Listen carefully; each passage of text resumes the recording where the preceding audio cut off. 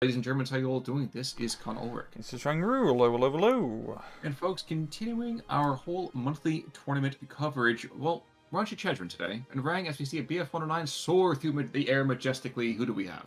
Left hand side in the blue, we have Luna, otherwise known as Academy if you want to play, I'll take you up in that. Playing 20th Panzer Grenadier with a Maverick income. Right hand side in red, we have Koenig, playing as 6 Airborne with a balanced income. I just say, I love the fact that we have the Flak Panzer Panther here. Yes. It's like, dude, we want to make you dummy thick on the bottom, and then we'll put a little rinky-dink quad up top. I mean, it's beautiful. But super early Tetrarch push up to the northern side was at 1, 2, 3, 4, 5 Tetrarchs. I know I shouldn't be making too much of this, but at the same time, those guys can actually get some very, very good oomphs if they get the right targets here, especially backed up by a Little John. Yeah, if that Little John can get in quite close, it would be quite deadly. Of course, the problem is just trying to get in close. However, Luna is not pushing too hard for the northern plateau, actually instead trying to go for the far northern hill a bit, so it will allow Koenig to get into position. Yeah, which is kind of strange, all things considered. I mean, the Tetrarchs are peeling off, looking towards that hilltop. Northern Plateau. So how do you see this? Okay, so we have Canadian Paras, air landing troops, and a Tetrarch against basically what amounts to 2 Pioneers, 2 Pigrens, and some light support. How do you expect this to go? Pretty much the airborne infantry is going to trounce, of course, the German runs in this case. However, it's a Flak Panzer Panther, and that is quite scary at CQC, and also quite scary against aircraft, so it's a real good counter against everything that 6 Airborne can bring in. Well, the funny thing, too, is we had a P4 that was sitting kind of in... Oh, and the bombs, which you kind of... I didn't even think about calling out here again, but yeah. A P4 sat in ambush, picked off one of those Tetrarch Little Johns, and the rest of them had to decide to go change their Little Johns, as he died in one shot, so... Yeah, and the German infantry are making their way into the forest, but they're going to get picked off, I believe, one by one here by the airborne infantry, really. We're on Pioneer Squad already going down, and the Flak Panzer and the Panzer 4, or Panzer 5/4, I forgot, it's the, once again, big bottom, little top. Oh yeah, you're right. This was... Guys, we have this turret for the P4, but we have nothing for the chassis. Stick it on this, it'll work. It's the Panzer 4.5. Well, that's what the 5.4 is, because we're like, guys, it's sort of important, but it still kind of sucks. But yeah, this is going to be a good push show. The extra armor support will be what is needed, and Colonel Koenig will get pushed out of that hill. And the Tetrarch gets taken up on the Flak Panzer Panther, which I completely understand. Yeah. It's kind of like the delete button, really. Oh, getting side-shotted here by the 6-pounder, and what a good kill.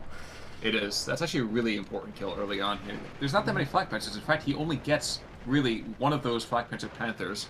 He has none with a T-34. But that's a... No, it is not. Southern side, oddly quiet. I don't know. That's a really, really big kill. Yeah, and in the middle we are seeing a pretty good push here from Koenig. Of course he is... Oh no, he's the balance, so he can actually afford to go slow, so he's very early, aggressive actions is working quite well for him. True. And the Ox and Bucks, I mean, man, I don't really know if I've seen livestock be quite that aggressive. But they'll trade decently well here as a 2-to-1 against this peak run, especially with the armor support. Yeah, the nice thing about those Tetrarchs, even though they're not the best tanks in the world, is that they're cheap. And just for, a little bit of cheap fire support in these CQC areas, especially when your enemy doesn't have cheap tanks, they end up working quite well. Absolutely. Checking down south just to make sure. Yep, nobody really cares. We're just seeing that fixation as we kind of seem to do pretty consistently. 6 squads of P-Grunts being delivered on into the front lines. Definitely recognizing there's an issue over here in the central position. Unfortunately, I feel like those northern reinforcements are going to get taken out by either the Little Johns or the Vickers or something. Yeah, I feel like one of the big problems here for Luna will be he doesn't have a whole lot of cheap armored units. Because he can get in Stugs and Jagd Panzers and a whole heap of other nasty heavy tanks. But he doesn't really need heavy tanks. He needs like 2-3 runs and just cheap fire support to back up his infantry, because there's a plethora of Tetrarchs scattered all around. It's going to be hard to pick them off one by one with a single tank. For some reason, I just had a Fallout kind of reference kind of coming to my mind here. I felt that Tetrarchs are kind of like those bloat flies. Those giant little... Yeah, I know. Yeah. Yeah, the giant little mother... Rad roaches. Yeah, exactly. But they're really just annoying, and they're freaking everywhere. And if you ignore them, yes, they will cause some hassles for you. You can really only kill the bloat flies by using VATS. Yeah, legitimately. I've waste so much VATS on those guys. But, yeah. More Tetrarchs being thrown to the front. We also have a pack howitzer, too. Actually, I very much like this call. We've seen, like, time and time again in 6 Airborne replays that the person who brings in the pack howitzer, brings in the plethora of, well, German bodies in this case with its high explosive capabilities, because you need a pack howitzer when anti-aircraft guns start getting brought onto the field. Otherwise, the most important part of 6 Airborne, which is all the airborne stuff, is pretty much ineffective. Well, and the 5.4 goes down. Once again, Tetrarch causing its fair share of hassles here. And I never really quite appreciated how many of them they can get on a single card. They're quite bountiful. And like I said before, because there's not a whole lot of other light armor, these Tetrarchs can run around supreme. They're just being used as infantry support. Yes, it's a British infantry support tank, which means it has no high explosive. But when the enemy doesn't have any other armor, it doesn't matter. Yeah. And even the single machine guns be more than a fire support. I mean, if you get enough Tetrarchs, it's like having a Stewart. Let's see. Yeah, that northern hillside, guys, it's the Battle of Little Round Top, and I don't think the Peagrens, the Strum Pioneers, going to be able to hold this back. Not with all the fire support, not with all of just the armor support. No cavalry is coming to the rescue here. Oh, and Luna, he's in a pretty tough position. I feel like he just needs to embrace his heavy armor aspect and just start getting Yak Panzers into an open field and just try to push somewhere in the open rather than trying to, beat 6 Airborne at what they do best, which is CQC. We are seeing an off-map below on the southern side, so we're going to see a bit of a kicking off here, as I think Luna has had enough trying to fight this northern push. And let's be fair, if you can push out the 6th Airborne from this town, until C phase, they're not going to do a whole lot. Yeah, I mean, Luna is getting that slow +1 now. He's not in a great map control position. He barely controls any of the flags. They're still quite contested. But if he could open up a front somewhere else, I feel like the town would be a bit too bloody. Or maybe if he can push heavy down south, get some armor support, to cut off reinforcements, it'd be a pretty good angle of attack. Well, right now he's bringing a flak, he's got an 88 out. He has a T-34 flak panzer out, but I want to see how this barrage hits, because these are all virgin squads on both sides. And those first barrages hit like a freaking sledgehammer. This is perfect. It's 14-10. Okay, he can wrap up the southern side. There is a single Pathfinder squad down there who's just been kind of chilling. And the first line of British defenders is all forced to retreat. This is actually a brilliant move here. Really well done. Yeah, it's going to force Koenig, as you see, actually invest a little bit down south, and the Pathfinder's finally woken up and actually jumped out of their transport. But, yeah, it's going to get 2 flags here for Luna, and, we're getting into B phase. He needs to start trying to, get that +2 point advantage. Yeah, you got to go for that throat immediately, and I don't know... wow, that was a much more conservative push than I expected. I expected a bit more than just moving 50 meters. I feel like he doesn't want to overplay his hand. Honestly, I respect it down south, as most of the time it's not really worthwhile to try to push the town entirely.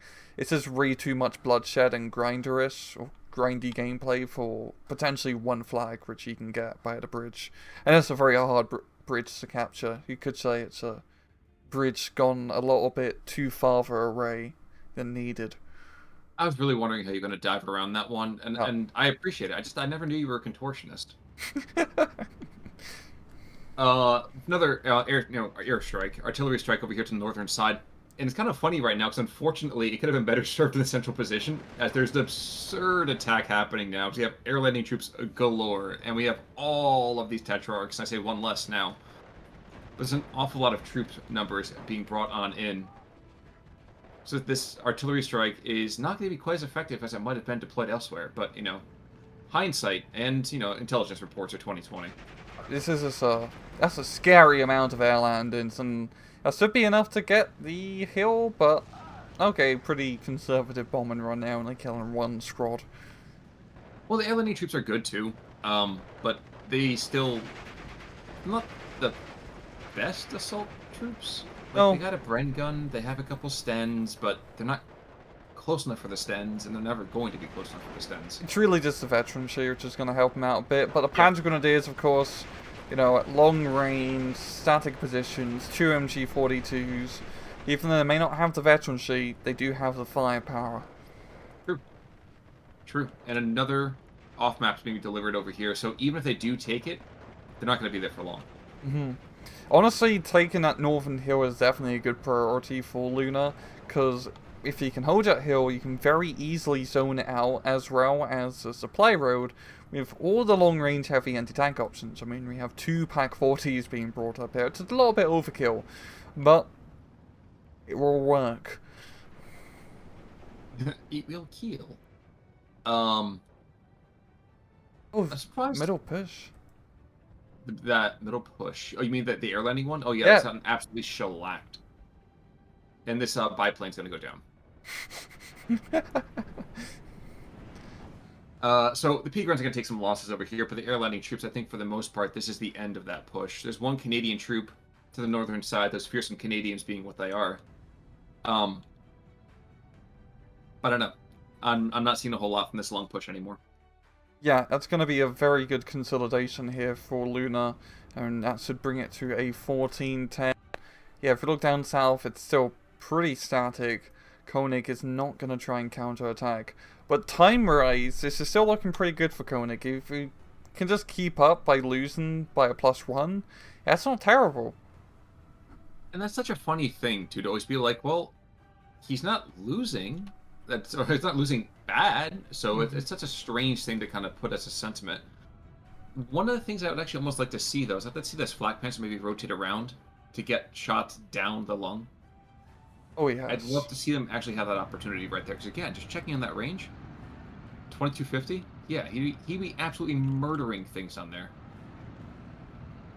Yeah, but by the same token, we have Centaurs the other direction here too, so we have some really interesting stuff starting to kind of really happen.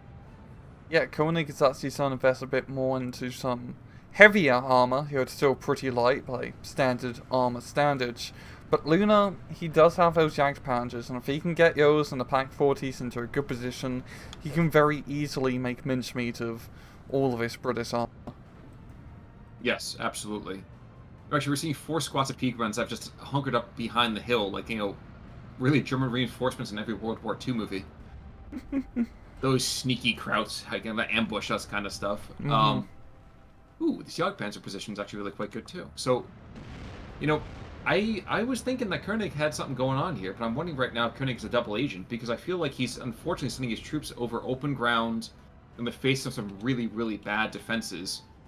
It makes you wonder. Maybe he's trying to play for the 6th Airborne here to get kind of wrapped up as well.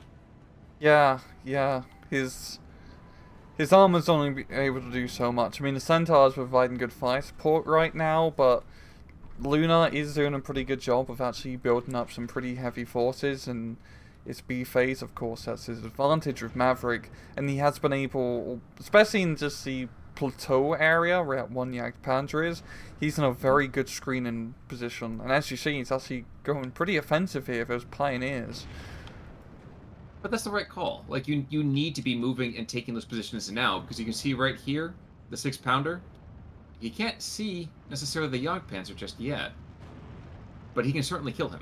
Yeah, come on, those Pioneers need to jump out. And they shall. Shall they? The P-Gruns are right there too, so they're going to go and toss a grenade from super duper close. That 6-pounder just lost its license to live. Well, I'm pretty sure he didn't have a license to kill in the first place, so I think it only seems fair that he gave up the other one of those. So he got found out, so. Mm-hmm. Southern side, we actually are seeing a bit of an attempt at... Ooh, it's a TOT barrage here. From a 203. Okay. He's going to hit perfectly, too, so these poor reinforcement troops, these Peagrens, go right into a pit of hell for a little bit of time. Yeah, it's probably be a good play here for Koenig to start playing heavy in the town. Because, yeah, it's a good off-map artillery barrage. If he moves up his infantry now, he can mop up a lot of the Germans. And there we go, bringing it down to a +1 point bleed. And that's what he just really needs to focus on right now. Just trying to keep it a, you know, a +1, -1, whatever one you want to call it. Because at +2, it's just gonna be, you know, it's gonna be hard to hold. Exactly. So 150 on map barrage is trying to hit this pack howitzer. Not the most successful, but still pretty good nonetheless. And yikes, more Tempest coming in. Flak Panzer's not going to do a whole lot about this. The 88 mil is going to be enough to go and make people stand up and notice, but no kills. Nope, not yet. He definitely needs a little bit more heavy anti-air if he wants to keep the 6 airborne array. And I do like the on-map 150 call-in, because he can use that to blow up the 75 mils, and that stops the 75 mils from blowing up his 88 mils. Well, that's part of it right there, but even more so, I feel like you need to have those spot shooters here too. There's a negative too, so it's down. The lungs are becoming more and more blue here. Mm-hmm. Yeah, he's just got a huge overwhelming force of infantry, and even though 6 airborne infantry is good, at long range, those German MG42s slap or they'll cut you in half. Right now, too, we're going to see these Pack 40s. One's going to go down here pretty quickly, but he's taking out a Cromwell with him. And there's one more Cromwell. You can't be donating tanks. Not for another 3 minutes. Those Challengers don't come in immediately. Yeah. I mean, it is playing C phase, but even then, 6 airborne is not exactly a tank division. He's going to be out of armoured vehicles very soon, and the battlefield is starting to turn into more of a open field fight, which is an advantage for Luna. Oh, absolutely. Doubly so when you have a Centaur engaging a Jagdpanzer. Mythological hero? Hunter. Or German. Or German, exactly. Or Jagd.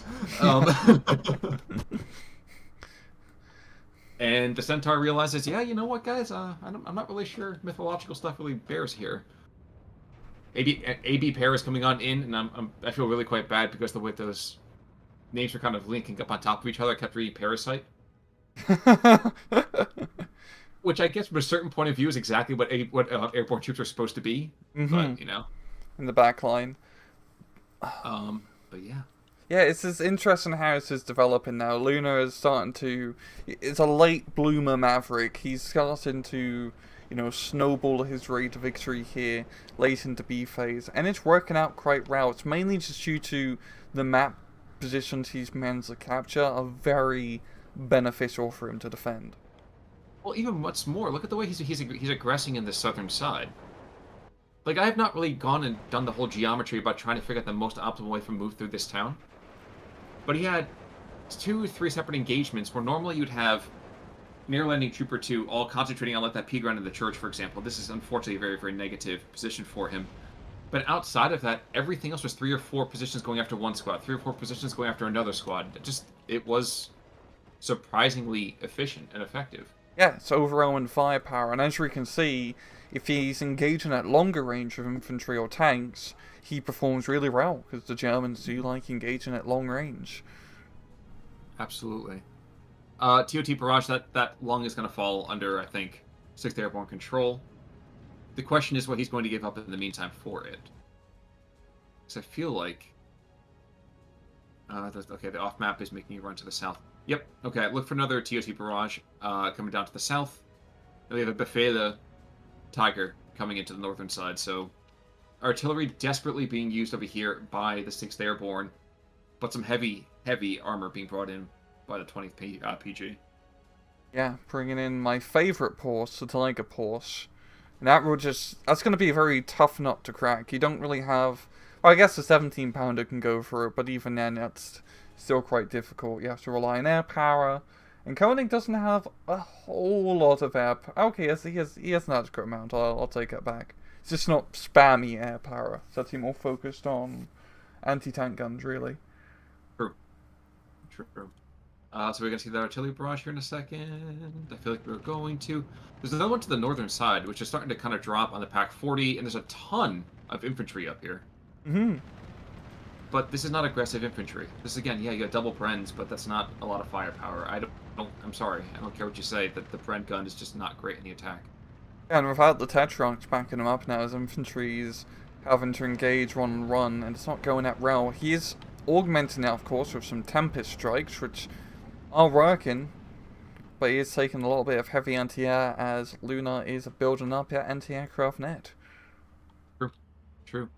Well, because the 88 hasn't been able to be engaged effectively by those howitzers. Another off-map barrage, interestingly placed, and I think he's going to pay for it. Yep. And there's a TOT barrage below. Okay, so in the next 20 seconds, Southern Town's going to see a push. Oh, yes. So air landing troops, yep, we have some Voltigeurs and, excuse me, some other troops sitting in reserve. But you still got to get them into that town. Which, not immediately going to happen. Yep, once you get the Panda Grenadiers to the edge, you can just put down some fire. But yeah, we go, I think off-map is force those airborne to think about maybe getting into the town now. Once the off-map stops, that is.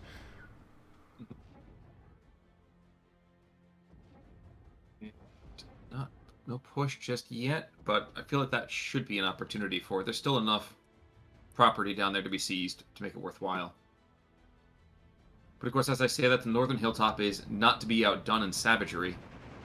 The air landing troops coming up, cleaning up pioneers, drum pioneers, and there's not a whole lot of defenses immediately.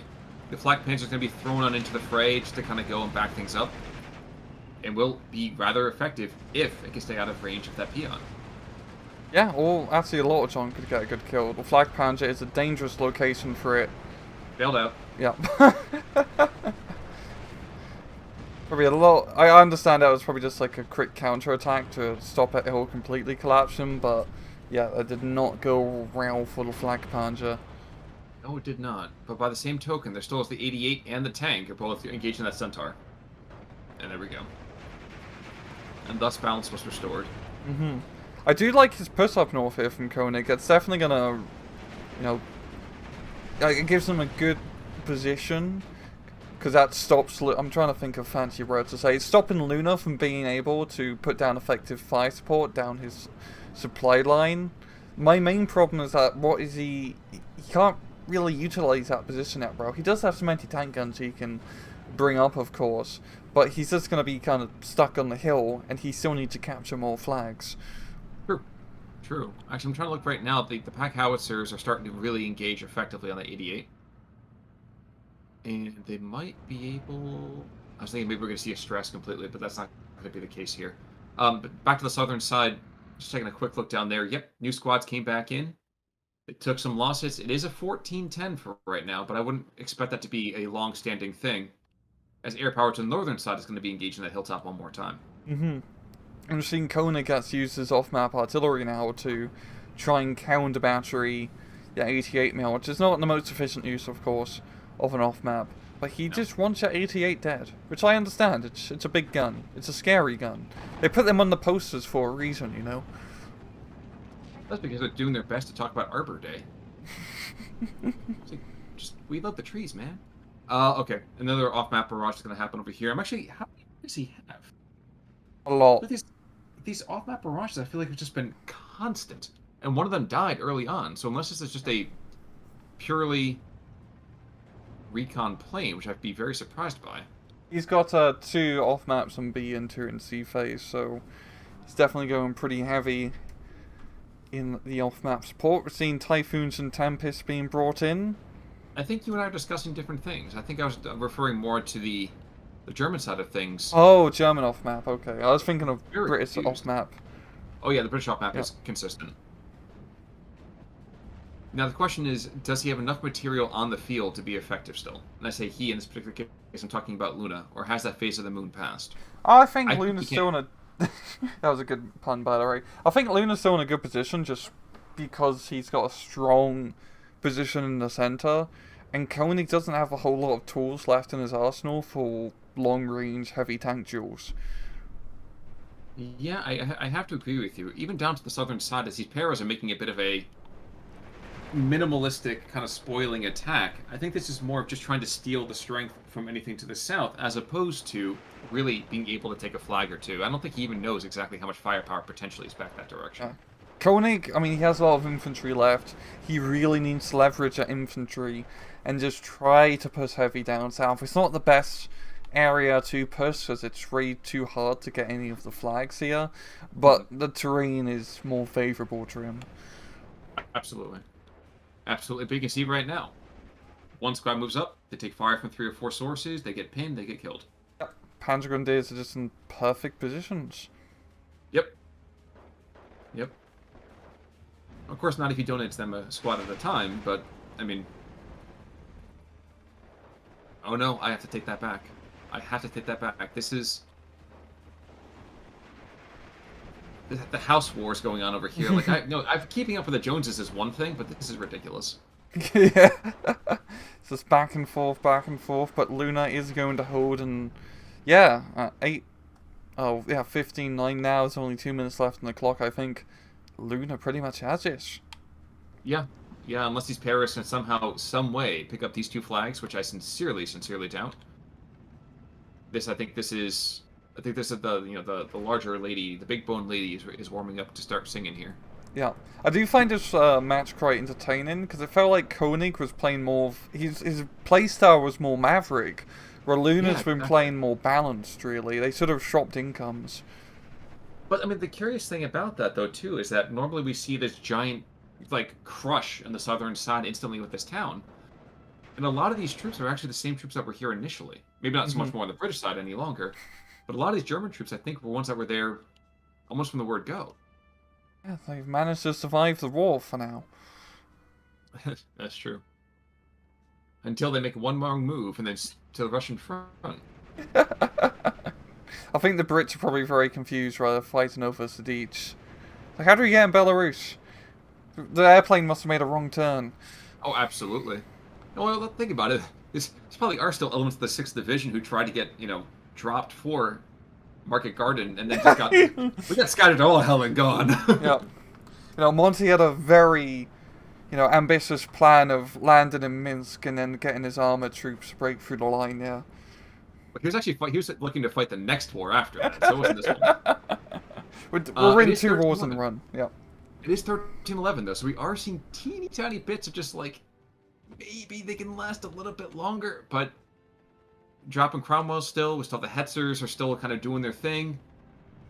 And we still have these really plucky P-Grunts kind of moving across the lungs. They're not going to be able to actually aggress. They're missing most of their machine gun ammo. They're just down to, K98s and MP40s. But there's still just enough support fire that they'll be able to take these lungs. And pretty easily, too.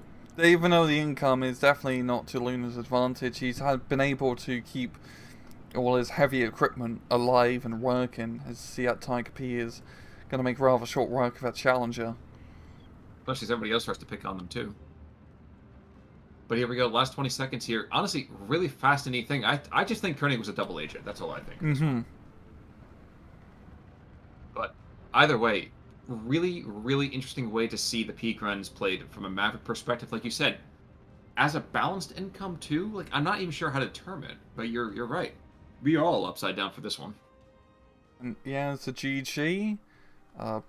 Pretty standard-ish. 200 KD difference. Or 800 KD difference. I can do math, I swear. You're a computer programmer. We need you for that. 6-pounder, picking on that poor Flak Panzer Panther. But not a lot of, again, just like on Tuesday, there wasn't a lot of very killy stuff. No. Yeah, and losses... Same thing, really. 1 Yanked Panzer doing decent. Yeah. but a lot more people just kind of go on and pick up their slack. Maybe not efficiently, as we see the Buffet of the Tiger take out a Dame of the Little John. Wait, but, nonetheless, really, really fascinating. Again, I'm going to be thinking about this for a couple of days here, just trying to kind of imagine how this is going to get played out. Mm-hmm. I do quite like seeing 20th Panzer Grenadier. Half, mainly just because they have all the funky reared tanks, and I love the funky reared tanks. But they do have that weird playstyle where you got like a bunch of heavy-ish, medium-ish armor, but you don't have, even just like regular Panzer divisions, you got like some cheap armored cars you can throw in. And as we saw early on, that really screwed over Luna, because he couldn't really deal with the Tetrarchs effectively. But then once the Tetrarchs all kind of rent the way of the Dodo, he could start counter-attacking quite effectively. Yep. Yep. But, honestly, folks, I think that's going to about do it for us today for this particular week of monthly tournament coverage. So until next time, I'm Conalwork. I'm Rangru, take it easy.